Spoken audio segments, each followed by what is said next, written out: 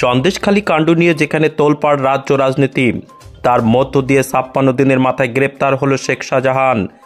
তার মধ্যে আজ বামেদের জনসভা হওয়ার কথা ছিল নেজার থানার বিডিও অফিসের পার্শ্ববর্তী মাঠে, কিন্তু সকাল থেকে ১৪৪ ধারা জারি করার কারণে সেই জনসভা আটকে দেয় পুলিশ।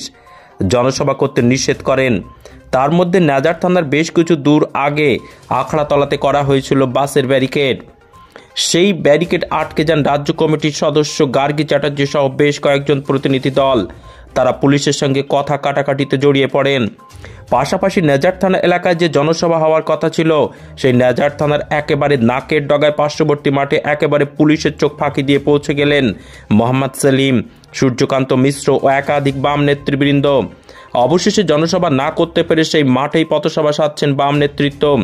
প্রশ্ন হচ্ছে, ১৪৪ ধারা জারি থাকা সত্ত্বেও পুলিশি কড়া পদক্ষেপ, এর মধ্যে দিয়ে তাহলে কিভাবে বাম নেতৃত্ব নেজাটে পৌঁছলেন? প্রশ্নচিহ্ন উঠেই গেল। এমএস নিউজ বাংলা চ্যানেলের পরবর্তী খবর সবার আগে পেতে ইউটিউবে চ্যানেলটি সাবস্ক্রাইব করুন, ফেসবুক পেজ ফলো করুন, ফলো বাটন ক্লিক করুন, সেই সঙ্গে খবরটি ফেসবুকে প্রচুর পরিমাণে শেয়ার করুন। সন্দেশখালীর ভেতরে সব গ্রামে যাবার আজকে কর্মসূচি না, সেটা যেদিন যাবার ছিল যাওয়া হয়েছে, কিন্তু এখানে মঞ্চ তৈরি করার পরেও সেই মঞ্চরা ভেঙে দিয়েছে, মানে আটকে দিয়েছে কি খুলে দিয়েছে, কিছু একটা করে খুলে দিয়েছে। অথচ গতকাল পুলিশের অফিসাররা বলেছে যে হ্যাঁ এটা হবে। শাহজাহানের গ্রেপ্তার নিয়ে আমাদের খুব বেশি উষ্মা নেই। শাহজাহানের তো গ্রেপ্তার হওয়ার কথা ছিল এখান থেকে ৫৬ দিন আগে।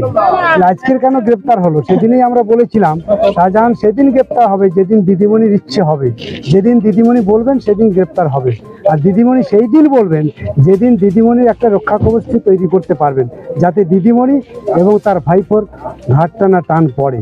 সেই ব্যবস্থা আজকে সম্ভবত কিছুটা হয়েছে, তাই তিনি ধরা দিয়েছে। আসল বিষয়টা হলো এই শাহজাহানকে নিয়ে যে নাটক করা হলো, তার জন্য সন্দেশখালীর মানুষের কি অপরাধ ছিল? সন্দেশখালীর মানুষের কি অপরাধ ছিল? সমস্ত দ্বীপগুলোতে আজকে 144 করা হয়েছে, আজও এখানে 144 করা হয়েছে। তৃণমূল তো ১৪০ মনে করে না, ১৪০ তো পুলিশ করেছে আমাদের জন্য, মানুষের জন্য। ওদের তো এমপি এমএলএ তো বলেছে ১৭৪ বলেছে, তো সে তো ১৪০ তো তৃণমূলের জন্য নয়। শেখ শাহজাহানকে ৬ বছরের জন্য সাসপেন্ড করেছে, তো আরাবুলকে সাসপেন্ড করেছিল। তো তাজা ছেলে আরাবুল, তাকে ৬ বছরের জন্য দল থেকে সাসপেন্ড করেছিল, এক্সপেল করেছিল। তারপর দেখা গেল ৩ মাস পর সে আবার দিদির হাত ধরে ঘুরে বেড়াচ্ছে। Shahjahan circus party. যতদিন শাহজাহান এই অসভ্যতা করেছে, লুট করেছে, লুটের টাকা ভাগ পাঠিয়েছে, ততদিন শাহজাহান সম্পর্কে কেউ কিছু বলেনি। ৫৫ দিন ধরে পুলিশের ঘেরাটোপে থাকলো, তাকে গ্রেপ্তার করতে পারলো না, তার সম্পর্কে কেউ কিছু বলল না। মুখ্যমন্ত্রী বললেন ও আমাদের সম্পদ, ওর বিরুদ্ধে চক্রান্ত হচ্ছে, কেউ কিছু বললেন না।